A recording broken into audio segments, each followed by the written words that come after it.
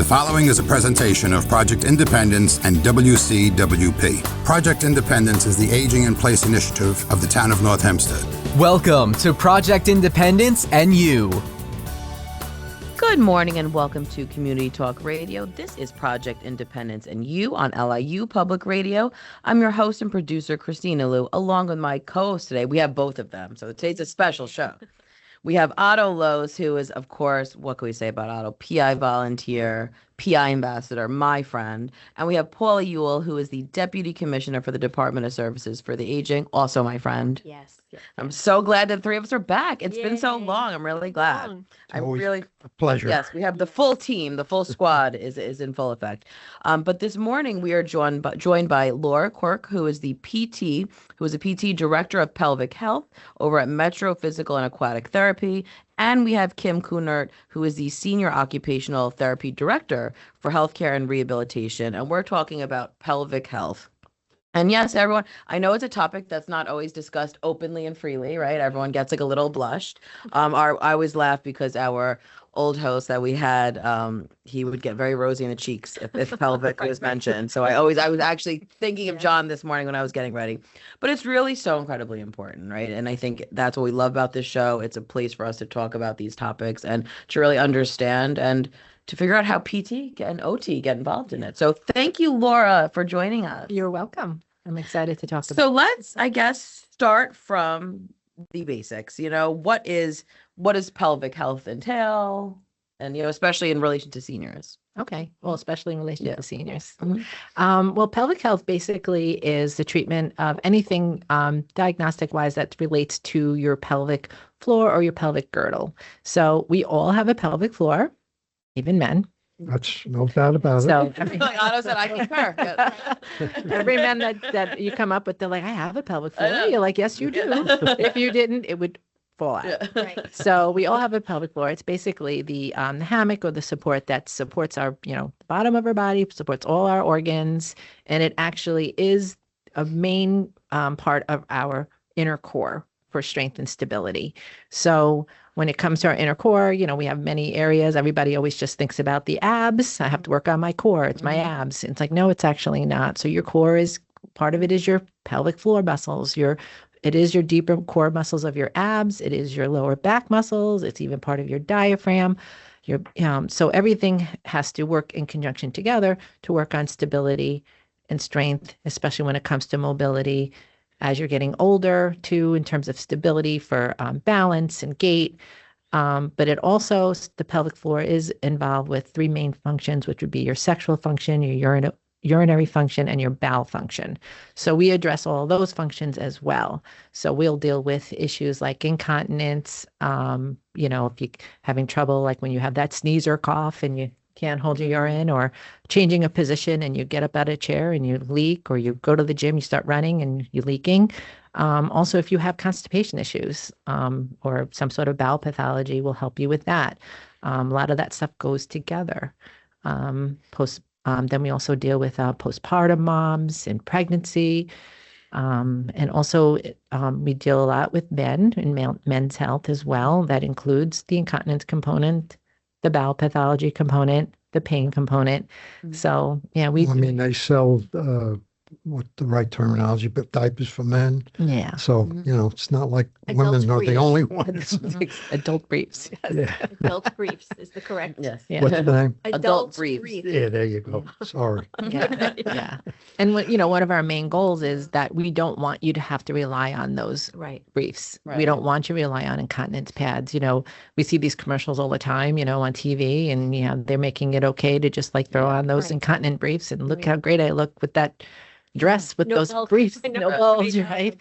And as a pelvic floor therapist, we're like, that's all great that, they're making it look better. But as a therapist, we want to make sure that, maybe you don't have to wear those anymore, because there are risks that come with that, So we want to make your life better functionally. We want to have a better quality of life. Is there any way of judging before somebody starts whether you think you'll be successful with them with their particular problem? Like if they have a leakage, is it something you actually could do something about, or is there some other problem that might have caused this? Well, a lot of the patients obviously do come with a physician's referral and a prescription. So at least we have an idea what their diagnosis and where, what's the medical background that may be coming with that diagnosis of incontinence. But we do a thorough assessment. We do a whole pelvic floor exam. We check their muscle strength, their coordination, their endurance. We ask very specific questions regarding their symptoms and how long they've had it and how it's affecting their life and, like what is making them leak. There are some certain signs that we may look for to say, okay, this may be a little bit beyond something that we may be able to handle, and if that's the case, we may refer back to the doctor. But I always say that, let's at least do the best we can with what we can do as a therapist. We always do that. So if there is some component of their life or their quality of life that's affected, let's at least try to get them as best as they can be. Maybe not 100% perfect all the time, Right. but we at least get them to Improve. the most improved that we can get them to. Yeah. Right. So I know you touched upon, but what are the most common kind of health issues that you say that, that people would come in for? I would definitely say we have a large, postpartum population, new moms, and that doesn't have to necessarily be because they had a vaginal delivery. It could be a C-section as well, because there is stress, put onto their pelvic floor while they're in their pregnancy state. Yeah. So of course there's going to be some heaviness and pressure down there as well. And the C-section itself needs to be addressed because that will create pressures onto their pelvic floor through that area of their abdomen. So the postpartum population will see incontinence, we'll see prolapse. So that's another diagnosis that we'll address as well, which would be the pelvic organ prolapse. And so we work on strengthening and support for that. We do see a lot of just generalized incontinence, whether it's stress urinary incontinence, urge incontinence, which is basically you get that strong urge to go to the bathroom and you just can't make it to the bathroom in time. There's functional incontinence where somebody doesn't have the physical ability to get to the bathroom in time. So therefore they're leaking on the way to the toilet. And then there's also sexual dysfunction in terms of pelvic pain. And that comes with any form of penetration, whether it's an internal exam, a tampon, or intercourse. So we'll deal with that kind of a diagnosis as well as a pelvic floor therapist. Endometriosis is a really big one too, that we will definitely work with, whether it's finding out. We may be the first provider to hear them and find the signs and symptoms that are correlated to endo and be able to refer them to a specialist, which is super important because a lot of females are getting are having these symptoms young, they could be, early teens to, later in life, and they're not finding out that they have endo until it's too late and they're trying to get pregnant and they're infertile and they don't know why. And then they're finding out prior to that, that you had endo. So as a pelvic therapist, we are taught in our teachings of how to look for the signs and what to look for that may be a sign or symptom of endo. Endo has it's like if you look at a Venn diagram, that the circle in the middle is endo, and there's all these circles that connect to it: pelvic pain, interstitial cystitis, IBS, constipation. There's all these symptoms that correlate to endo, even inflammatory conditions. So when we're doing our thorough history, we're weeding out some of those things, and then we're saying to them, hey, have you ever been screened for endo? And if that's the case, we'll be able to refer out to somebody that can help handle their symptoms. And then knowing that they have the endo, we'll work with them on that. And if they do have to have excision surgery or any kind of aftercare, we will see them post-op and work through that as well. We also treat men in terms of post-prostatectomies. So if a male has had prostate cancer and they've had to have their prostate removed, they may be incontinent as a result. We'll work with them on that. We have different modalities we use. One of them is biofeedback training, which helps with neuro re-education of their pelvic floor muscles, teaches them how to coordinate their muscles, because some of them especially the men, they never had to do a Kegel in their life. Right. Personally, I had prostate cancer. How many years ago now? 18 years ago. Okay. And I do know that, yes, you have problems after it. Yeah. It's a fact. Yeah. And luckily that has subsided a long time ago. But I could see where back then it would have been helpful to have a therapist who would understand what you're going through Yeah. and try to figure out how to improve the situation. A big push that I would love to get into place is to have more prehab Yes. for these patients, to get in front of these doctors and explain to them that it's really important that if you have a patient that you know is going in for a prostatectomy, to maybe have them see a pelvic therapist beforehand, to teach them those exercises. Right. That's a great idea. Yeah. But a lot of times the conversation before is sort of, oh yeah, it's not not a know. big deal. I know. Right. You know? Yeah. Yeah. Then all of a sudden, when it's over, Yeah. well, yeah, everything was great. Oh, Yeah. really? I Yeah. didn't know that. You Yeah. know, Yeah. mechanically everything was maybe Right. great, but you have pain, you have this, you have incontinence or Yep. whatever leakage problems, and that was never really gone into any depth. Yeah. It would be really beneficial. So if they would just think in terms of like, yeah, everything's probably going to go fine, but just in case, let's send you to a pelvic floor therapist so they could just go over some simple basic things that you may have to, deal with post-operatively. These are some simple stretches and exercises you can start doing while you're recovering. And then teaching them all that stuff before the surgery so that they're not in pain and they're not uncomfortable. And it gives them that time to understand how to do all that stuff. So they're not coming into the clinic post-op and you're dealing with all that extra stuff that they had to just deal with the surgery. And then on top of it, you're trying to teach them all these exercises and stretching and things that they can do to like help this is a themselves. specific case, but in general, I think there's like people get a knee replacement. I know a few people right now, and I had no idea what they were getting into, truthfully, which is a little bit their own fault because you should do some research. I like that. Yes. Especially today, you can go to Dr. AI and you can get a pretty good picture of Yeah. where you're at. Big warning. May not be Don't perfect. watch the surgery beforehand. Right. A little more straightforward upfront preparation and post handling, Yeah. of what you might get. Right. Yeah. Right. Pain. You have pain? No. Yeah. It's like you're the first person who Yeah. ever had pain Yeah. after any of these things. I don't think, I mean, I don't know, but it's just like not in our vernacular to talk Right. about, Right. pelvic floor health. No, and I think that's when there's so And much like it's embarrassment, just like not- there's so And much that then, goes into it. my husband had an issue, but he was nauseous. He had stomach issues. So Yeah. forever, gastroenterology and all these things.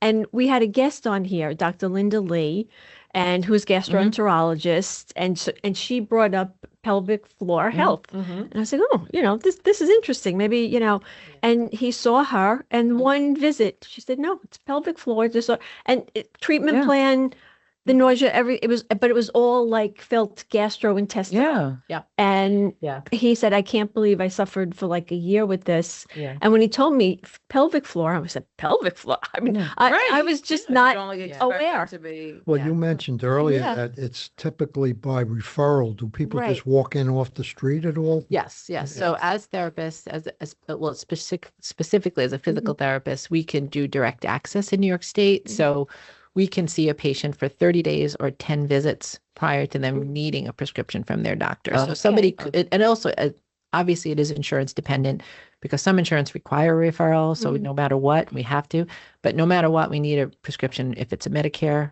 because that's under, the regulations for them. But technically, yeah, we could have people coming off the street, which is why I'm a big advocate for like getting out here and vocalizing about the word pelvic out, therapy. I mean, Yeah. social media, like exactly what we're doing now, Right, getting it out to the world, because if patients have to rely just on their doctors sending them, Right. sometimes, there's a little disconnect there as far as like, what, that it is appropriate, like you said, the Right, gastro right. stuff, It like, was whether it's appropriate or not.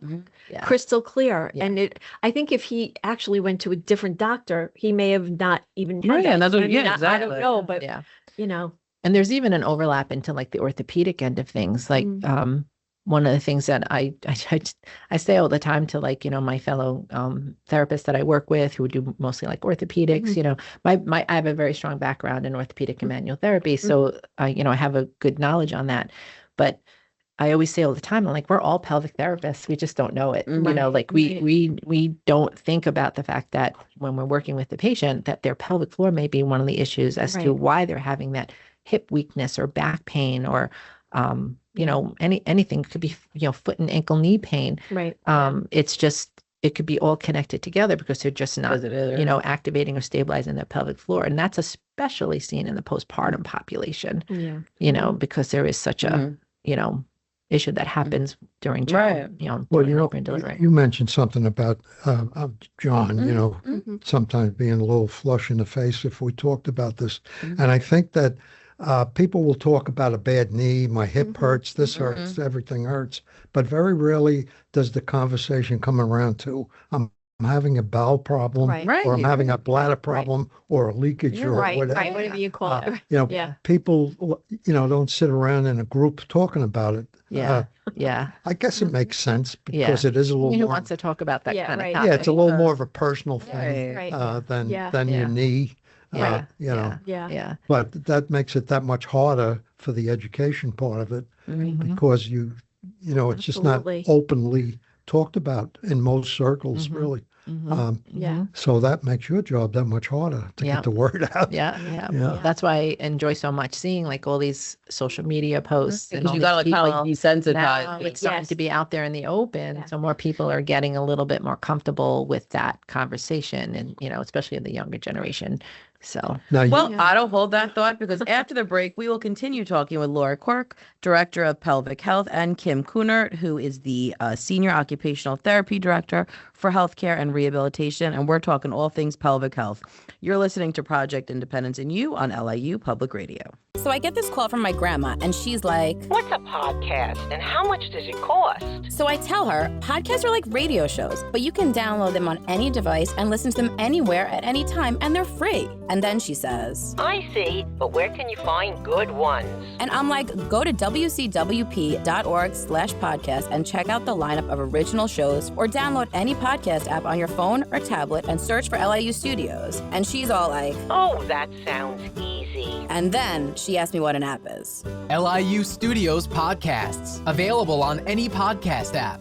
You know, those little button things on your phone screen.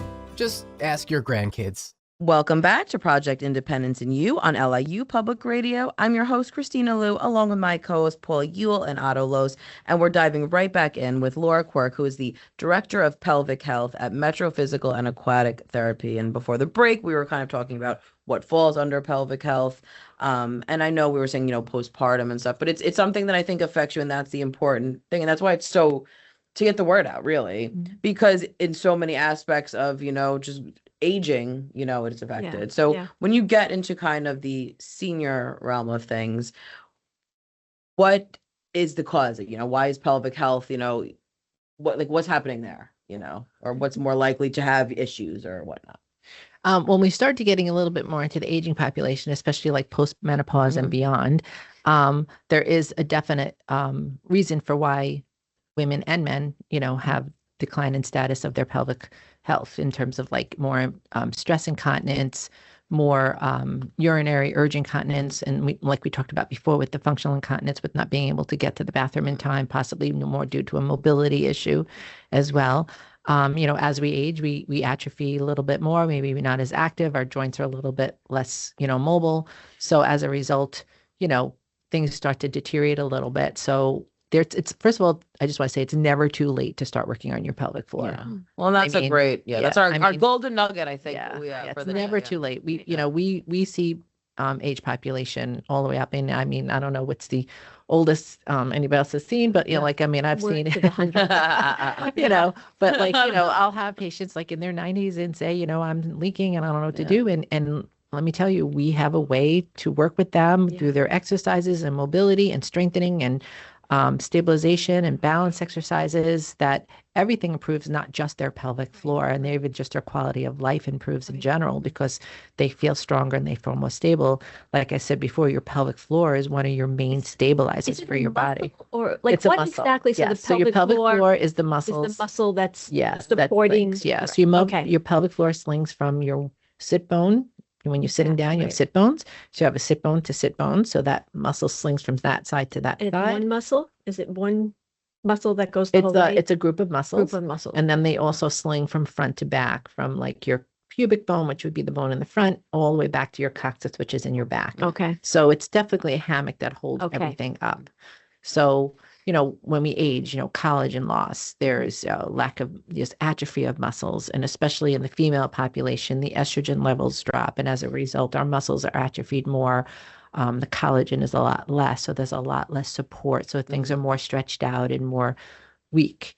So as a result, we can help them with that. And it's never too late for that muscle to come back. Muscles have memory. They just need to be reminded of how to be used. I think from what I'm hearing is that this is a commitment to be made if you're going to do your therapy. So my point being, you have to want to do this. Like I know a lot of people, unfortunately, close to me that get certain things done and then they're supposed to do certain exercises and they're never going to do them. So it seems like you better be prepared, talking about the upfront part of it, to work at it. Right. In other words, this is not a get quick fix. Correct. Yeah, right. Correct. Okay. Yeah. It's just like any muscle group that with the rehab, we have to give it some time for the muscles to respond and get coordinated.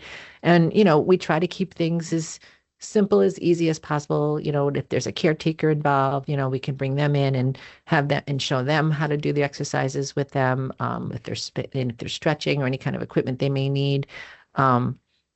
If they're doing their exercises, every day, a couple of times a day, Kegel exercise is easy to do.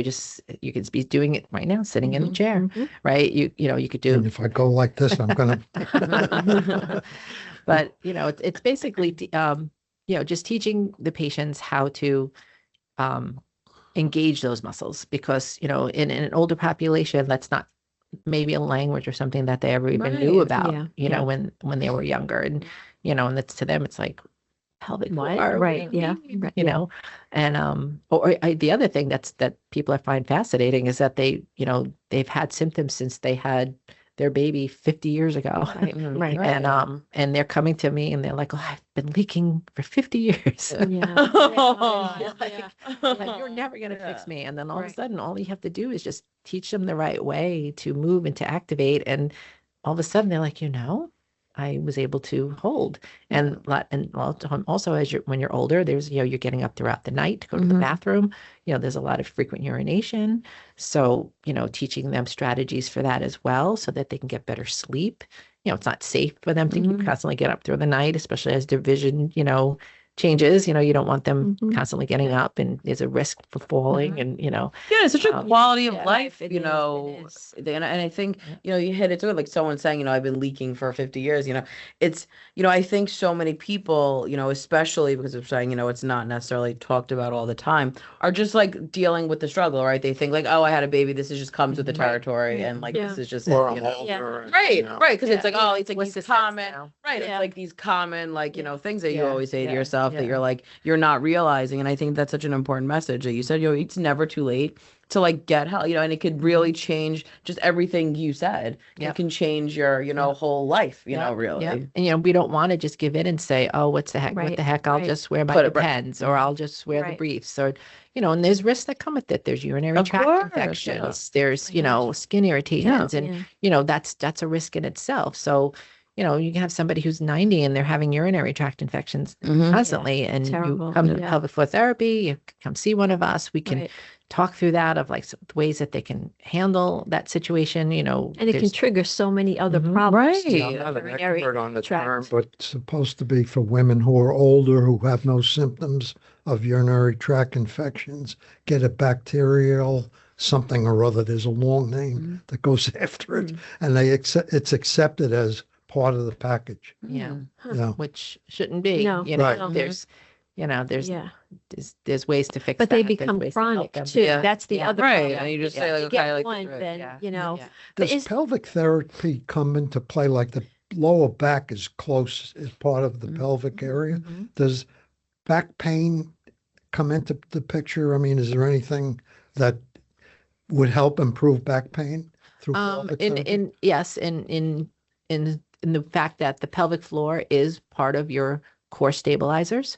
So a lot of times with people with back pain, it's not just, it could be like a spinal stenosis or like or degenerative disc disease, which that comes with like, aging with like bony loss and, disc loss. But, when you're activating your pelvic floor and your core together, it creates a better stable base for you. So as a result, the back pain can improve, especially with teaching them that in conjunction with correct body mechanics and mobility exercises and strengthening exercises for that area. So yes, there are patients that come in with back pain or hip pain, and we may also bring that in as well to say, hey, well, let's check things out. Maybe you're just not knowing how to activate that portion of your body, which will help you with that pain. Right. So are all physical therapists trained in the specifically pelvic floor? Okay, that's just my question. Like, is it specialized? Yes. Okay. There are some schools in their program. They do provide a pelvic health course. Yeah. Or they, or some sort of lab and but there are a lot of schools that are making it part of their curriculum. Yeah. So, but there is a huge community of continuing education courses that we could take postgraduate. Okay. But so you don't want to go to just any physical therapy. You want to make sure the PT is specialized. They have some sort of specialization or education in pelvic health. Yeah. Okay. Yeah. Well, and that's a perfect segue because we're going to bring in Kim Kuhnert to do the OT side of things, which I think, that's come up a lot of times on the show is like the difference between PT and OT. So let's bring our OT specialist in. Kim, welcome. Kim, welcome. Thank you. Welcome. Glad to be here. Yeah. So tell us, we touched upon like the PT kind of world of things. So how would OT get involved? So as occupational therapists in our practice framework, there is bowel bladder function as well as sexual health. They're considered activities of daily living. So not only being able to get to the bathroom, perform your period care, be able to don and doff your pants, but also be able to functionally empty. Fully empty, be able to void within a certain amount of time. We're looking for everyone to void no more than every 2 hours. So like 6 to 8 times a day. Wow. And like good streams, like a nice 6 to 8 second strong. Men especially, they love to talk about their streams. It's very important to them. This is probably way off the track. I was going to say it anyway. Little boys used to have contests. Oh, yeah. Sure, there was a competitive feature. I like that he made sure he said little boys. Segued into potty training. Right. As well as sexual health. A lot of, male and female, their intercourse changes with age, right? Post-menopausal, there is a lot of complaints of dryness and increased pain and discomfort, lack of libido, because of that decreased estrogen. And for males, post-prostatectomy, one of the big issues they have is erectile dysfunction. So a lot of my patients, I'll ask them like, are they satisfied with taking a pill and having to pre-plan, or do they want to be able to spontaneously have an erection again when they want to satisfy their partner? So it is something that we do kind of discuss, and it is something that is very common in the older adult population. I mean, look at how much Viagra has made. But also not talked about in social circles. Right. It is not talked about very much in social circles category. Yeah. How you doing? But we talk about it on the Project Independence and You radio show. But as far as occupational therapists, we get the same training that physical therapists do, but we bring a different lens. In OT school, we learn a lot about the psychosocial and the mental health aspects, and it is very socially isolating if you have incontinence issues, especially if it's fecal incontinence issues. Very socially isolating. It could be socially isolating if you don't want to engage in intercourse with your partner anymore, right? Now that it's kind of off the table, right? That is a basic ADL, something that we want. So we kind of bring a little bit of a different lens. We also, I feel like our quite great at treating the trauma patients. You know, if there was any sort of sexual trauma in the past that has then led to precipitating issues with wouldn't think of being that. Yeah, I Right, know, right? right. Yeah. you know. You mentioned the activities of daily living before, which we bring up on the show fairly often. And that has a lot of connections to a lot of things. Do you end up in a skilled nursing facility because you can't handle, whatever, or can you get long-term care insurance? I learned the hard way from somebody that because somebody didn't answer yes to these two of these, they couldn't get long-term care insurance money back. So, the revolving occupational therapy around these activities of daily living, can you feed yourself? Can you dress yourself? Yeah. These are basics that we all take for granted when we have it. And the number one reason why people end up in skilled nursing facilities is because the family can no longer handle the incontinence issues. Right. That's the number one reason. Yeah. So, I mean, this is a perfect niche market right here. Is to just, do you want to avoid going to a long-term care facility? Right. And stay in your home. Well, let's try to get you continent. Let's also create an environment in your home that's going to allow for that to happen. What if there's issues are there obstacles in the way? Can you not make it to the bathroom? Maybe we need a commode. Maybe there are some other things that we can use outside of just training the muscles. Yeah, I think a lot of people are not aware that it's something that can be corrected. Yeah, I believe it. It's Right. here, it came. Yeah. And now it's just going to Right. stay the same or decline. I don't know how many Yeah. No, because I we think it talk is. to I a think lot it of is true, seniors. what you're I don't saying. think this has ever. I think it's come all up right. as Well, now I have to go buy the adult briefs, or the pads, or whatever. I mean, I was just in, a store the other day. And there was just a whole spread of, everything possible, And I think they just say, all right, well, this is just my life now, right? I don't. There's nothing I could do. Our social workers and nurses, really, the trained geriatric nurses and social workers. This should be part of the discussion. So if a nurse is going in, either one, and evaluating, now this is an issue, it should be a discussion about, potentially if you saw a therapist and covered by Medicare, more of something, it's on the old toolkit. Right. This is something that can be added. And I don't know how often that occurs. I don't know. I mean, that's something I think we should discuss with our own team. But definitely connecting it back to the pelvic therapy, and when I mentioned that you have to be committed. Yeah. One of the motivators now that just comes out of here is if you want to be staying at home in the long haul, you have to try to do what you can do about keeping these activities of daily living in the right direction. Right. And that may include effort on your part. Yeah. And I've unfortunately witnessed a lot of people that sort of sit back and they just accept that this is it. And it doesn't have to be.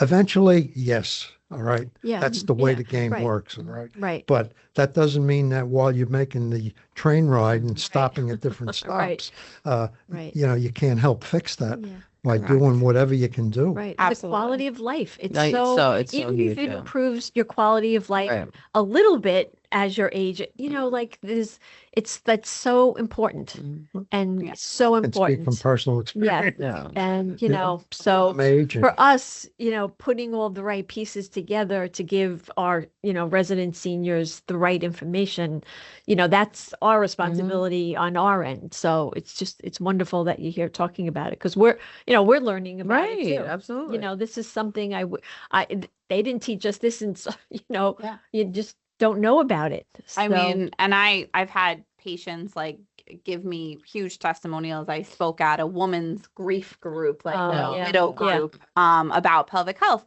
And it's because the person running the group was like, oh my God, you changed my world. She had a very severe prolapse. Yeah. And I looked at it and I was like, listen, we're going to do some pelvic health, but you also need to see X, Y, and Z doctor. We need to get you a pessary. And it changed her world. I bet. Yeah. Yeah. You know, now all of a sudden she can fully empty. She can Right. have bowel movements fully. Right. She's not worried about leaking. She is, Right. you know, Yeah. and it's been an inspiring process for her. Yeah. And definitely there's the ones that want to talk about it the least They're probably It's having the that most have it. problems. are having the most problems. Yeah. And I will say the male population likes to talk about these things the least.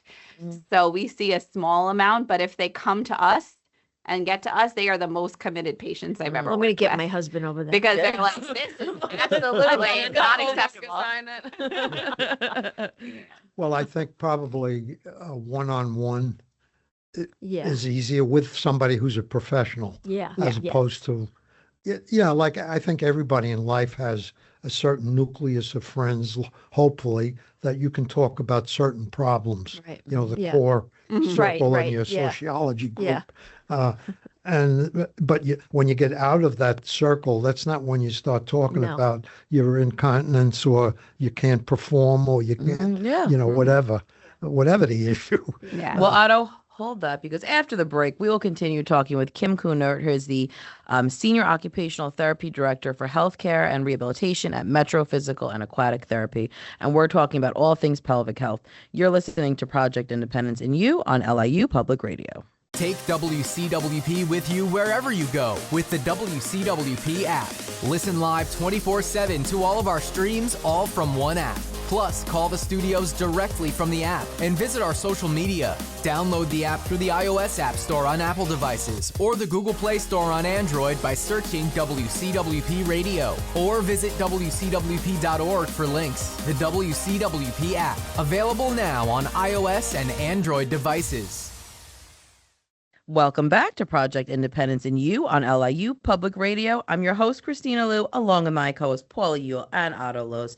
And we're jumping right back in with Kim Kuhnert, who is the Senior Occupational Therapy Director for Healthcare and Rehabilitation at Metro Physical and Aquatic Therapy. Before the break, we were kind of just going over some common causes and how OT gets involved. So I would love you to walk us through, what a patient can expect that came to you. Perfect. So day one is an evaluation. We do a comprehensive evaluation. So they walk in, we spend a lot of time gathering past medical history, what their chief complaints are. I kind of lay it as like, this is like an open forum. You're going to tell me everything.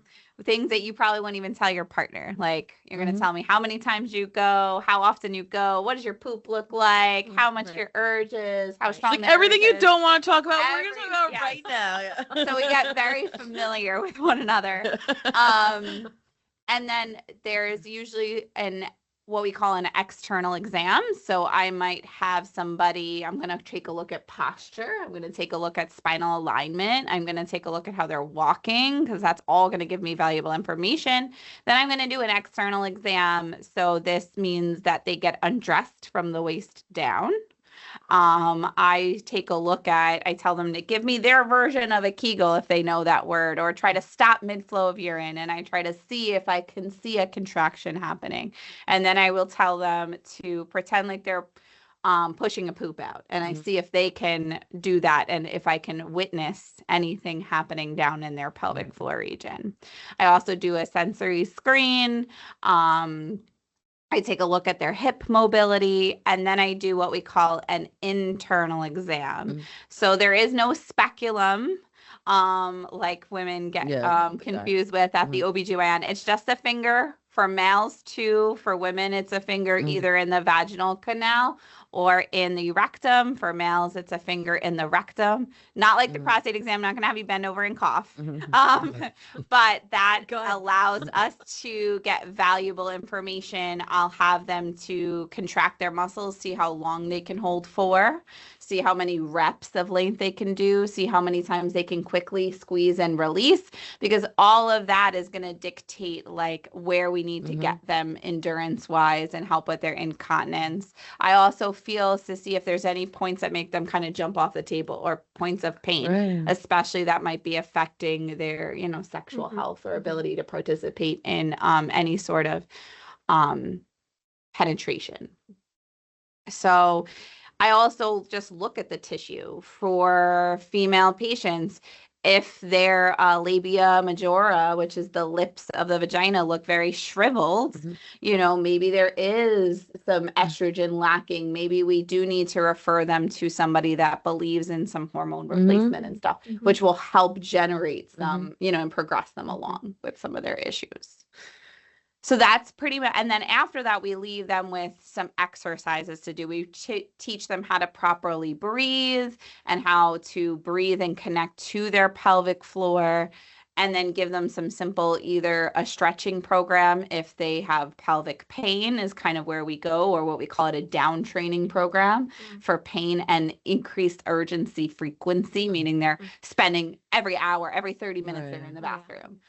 Or we lean them towards a more of a strengthening program for more like weakness incontinence. Like I pee my pants when I cough, when I sneeze, when I bend down low, when I exert myself. So typically patients fall into one of those two categories. Sometimes it's a mixed approach, and we kind of take elements from both of those types of treatment plans to come up with a treatment plan for them. So that's pretty much like what we're looking at. Constipation wise, we're measuring the same sort of strengthening just in the rectum. So do they continue to come back? Do they? Yeah. What's the general amount of time? I know it would be different for different conditions. Yeah, anywhere, but so we definitely want everyone there a minimum of 2 times a week. I'm a very big proponent of like, you got to commit and take it seriously. I usually tell patients in 6 to 8 weeks, they should notice a change. Okay. That's typically how long it takes muscles to kind of get some strength back. Okay. So that's a good measure. Like if this is going to work, we have to be committed for like 6 to 8 weeks, and then we'll know, and then as symptoms decrease, and I always ask them, like, how are you feeling? Like, how many times did you have leakage? How is your pain today? Like all those background info to kind of gauge where they are in the process. For post-prostatectomy patients, typically they say it takes a year for symptoms to resolve. Usually if they come committed to doing pelvic floor therapy and they come and they do their exercises at home, we can usually cut that time by 2 to 3 months, which is kind of, it's a big deal for men if they're peeing their pants, if they pee their pants less, so that's because they're structurally changing what's going on, because now that part is missing. For men, they typically, instead of relying on their pelvic floor muscles, they rely on their prostate to stay continent. So now when the prostate is gone, there's nothing they haven't used those muscles in how long, right? There's like urinary retention. You talked before about not emptying. I know I've been to urologists and they put a scope on and they say, oh, you didn't empty. Does this come into play with pelvic therapy? Correct. So we start with teaching compensatory techniques, such as double voiding, such as a shush push type of breathing, such as putting pressure. So for women and men, I always recommend that they sit on the toilet for 60 seconds when they urinate. So typically when they first start urinating, it's like 6 to 10 seconds. So waiting another, 50 seconds, especially for prolapse women, because sometimes the urine gets stuck and it takes that long. Rocking also helps for men. I also talk about what the position should be when they urinate. Like if they're standing to urinate, typically the way men stand is they actually activate their glutes. That glute activation makes it harder to eliminate the urine. So I teach them either to sit or to pigeon toe their feet in and lean forward. It's really funny when I demonstrate how a male should pee, being that I'm not a male. But I haven't been to school for it, but I have a personal experience. So we teach those different techniques. We also talk about what they're intaking in their bodies. Like, are they intaking bladder irritants that are going to give them more frequency, more urgency? Can we redistribute caffeine? I always say to patients, I'm like, if it's fun to drink, your bladder hates it. Okay. So there's our golden nugget, guys. I think we could all concur with that one. Like alcohol, caffeine, bubbles, citrus, juices, like if it's fun, Yeah. Your bladder does So not the like only it. thing good is this. Yep, water. Yeah. And most of the time, because of the issues with incontinence, people Are not drinking, severely yeah, dehydrated. decrease how much they're Dehydrate, drinking, right. Yeah. which was not Only good. makes Which it causes worse. dehydration, It caused which is a less major problem urination, among right. seniors. Yes. Exactly, Yeah. which will also lead to issues with constipation, right? We Yeah. need Yeah. fluid to push stool. Yeah. It also leads to issues with, are we able to really empty all the bad stuff that collects in our bladder that we need to Yeah. get out? Do we Yeah. have enough fluid to facilitate I mean, that? it's at 90% of the seniors have that, I'm telling Yeah. Yeah. you, know, Yeah. where they don't want to drink course. too much. I mean, like literally every older person I talk to, like that's like, oh, I can't, I can't drink that because then I'll have to Well, go. like Yeah. this bottle of water right here. Put you right over the if I edges looking drink at it. So what I recommend to everybody. That's why I have We're this getting a bottle golden of nugget, Otto. Golden nugget Yeah. here. Amazon sells Tracker water bottles. Oh, I They're have one. phenomenal. I have two. Tracker. Yeah, What? Tracker I have water to bottles. use those. So they're Measure. $10 or less, Yeah. and it doles out how much water you should drink. So it'll give little lines like from 8 to 9, drink this much, 9 to 10, and it will tell you when to refill the bottle. And it's Tracker water bottle. 64 ounces is what you end up doing. Yeah. Which is awesome because typically you want to do half your body weight in ounces is how much fluid, Huh. and you want 70% of that to be water. Wow. Okay. Now, I will admit I'm a bit of a hypocrite. I love my caffeine, Yeah. but I also make sure. Yeah. I drink enough I'm water. with you. So- I'm with you. Yeah. But yes, Tracker water bottles are huge. It's one of the biggest recommendations I make, Yeah. like day one when Yeah. they come in. Yeah. Is to teach them Yeah. how to drink. Yeah. Well, And just They help. you know, They cue you. Yeah. That and like if say you didn't drink enough in this and you say, oh my goodness, then you try to catch up Mhm. with Yeah. the bottle. I'm gonna have Yeah, to Like, get one. you know, Yeah, no, it's great. no. And truly, I've been is much better though because of this show, frankly. Yeah. Yeah. I've heard it beat into my head that you Yeah. can't get dehydrated. No. Right. Yeah. And I have been. Yeah. You know. And you feel Yeah. so much better. You feel It- so much better. it teaches you how to drink it also. Like I have a bunch of patients that are huge water drinkers. They're drinking Yeah. way too much much, water. yeah. And they were Yeah. just guzzling. Yeah. And I'm like, well, I always use this analogy. If you have a giant pail of water and you dump it on a small plant, is the You plant drown. going to survive? They're like, no, Right. it's going to drown. I'm like, well, that's what you're doing to your body. Yeah. Yeah. So like Too let's much get water you- is no good Too either. much water is not good. We want like a nice yellow, not dark yellow, a nice clear, light yellow urine. Mhm. Got it. Okay. If Got it. it's too dark, we're not drinking enough. Yeah. If it's clear, Mhm. we're not drinking enough. Like, Mhm. we're drinking too Too much. much, We right. need to take it back a little bit. So Yeah. we want something in Yeah. between. Well, that's a good Mhm. Yeah. piece of information. Yeah. I mean, we all Yeah. get to look at it. Yeah. I know. Honestly, I can do this, We also want to make sure our stools look good. Yeah. So a great stool is a smooth banana poop. Mhm. I always ask them, I was like, No. so what does your poop look like? Mhm. Is it like Maybe a that's banana? a golden nugget. Yeah. Or is it like a there's a pellet? golden nugget. I got a lot of golden nuggets to bring home this weekend, guys. Well, that's another thing my friends and I sit around and talk about. I mean, I have to say, my family does talk about these things all the time. No, but I think these are all, important. And that's why I love the component of, having a PT and an OT, because Yeah. it's like these practical things that you can do, and you're like, it feels like something you can do, like everything you just said. It's like, okay, like I could, Right. even when you were saying about teaching men how to like correctly stand. It's like right. these little things. I'm such a believer in like, these little things add up to, really, make your Yeah, quality of yeah, life. I yeah. mean, so much better. I also believe, like we talk on this show, Project Independence is for people 60 and over. Mm-hmm. All right. Well, there's a huge difference between a 60-year-old Yeah. and a 95-year-old. Right. Mhm. Yeah. Let's go back to the person is born and the other person's 35. There's a difference. all Right. And it goes like that as the time marches Yeah. on. Yeah. So in your world, I would think you also have to kind of look at the station in life that somebody's at. Like somebody 95 might not care too much about sex at that point. They just want to be able to walk Yeah. and breathe, Right. Go to the bathroom. I hope. Yeah, go to the There's bathroom. the soundbite. There, Dan, You know, cut that. That's the soundbite for the show. Your goals are different. Right. Correct. Holes in I different mean, I mean, up here, maybe, they say, oh, yeah, Walk and breathe. my husband's grandfather, who's 94 and still drives and lives on his own, probably wants to do a little more than walk Right. and Yeah. breathe. Right. But yes, this is where we talk to patients about what their goals are, right? Right. I'm very upfront day one. I'm like, okay, like you said you had issues with these. What is your primary focus? What do you want to tackle first? You know, especially if they have a laundry list of things Right, going because it on. can be so overwhelming. And it might be like, listen, my incontinence, that's a big problem. Like, I don't want to pee my pants. Great. Then this is the direction we're going to work in. Right. For a younger population, it might really be sexual intercourse, right? That's what they want to focus on because they want to have a family, right? So it's meeting the person wherever they're at. And once you get them to achieve their goal, even if they have a laundry list of other things, they're usually like, you know what? I think I can manage. I'm happy. I got to where I wanted to be.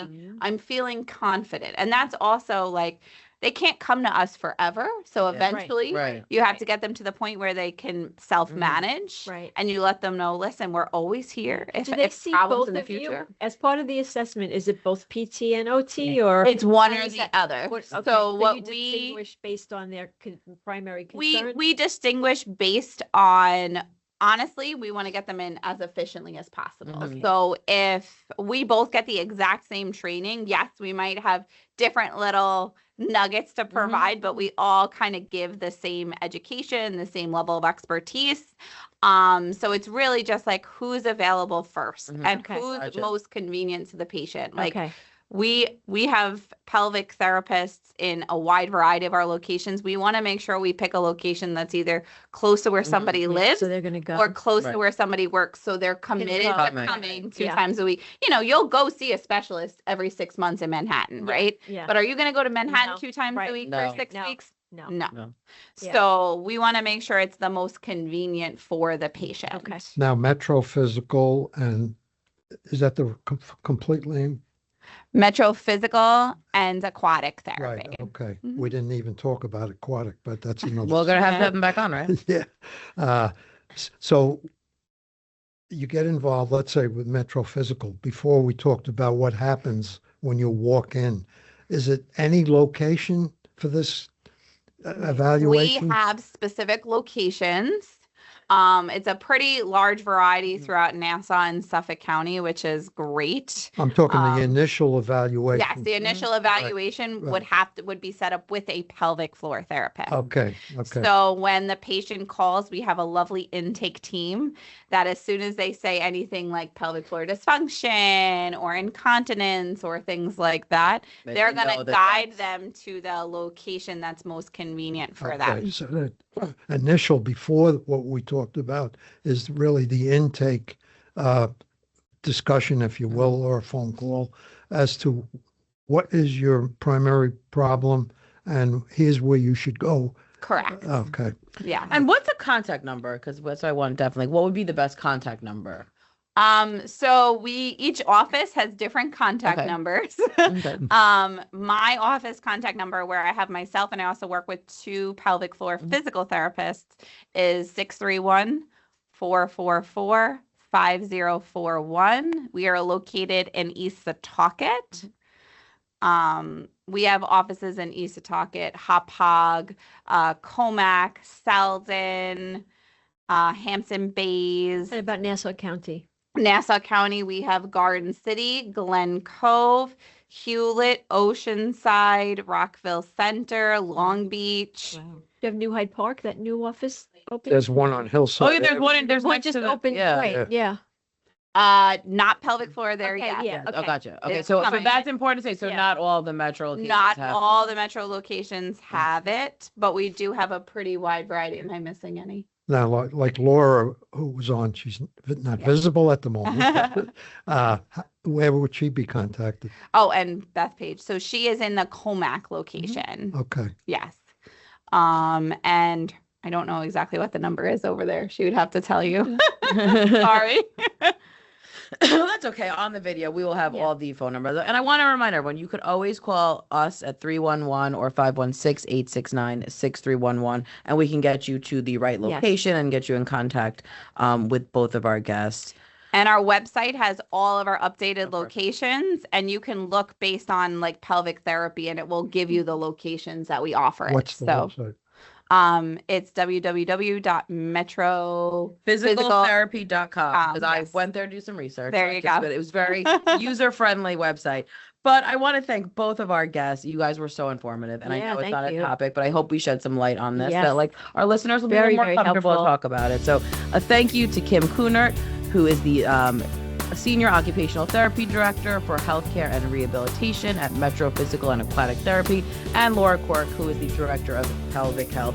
And you're listening to Project Independence and You on LIU Public Radio.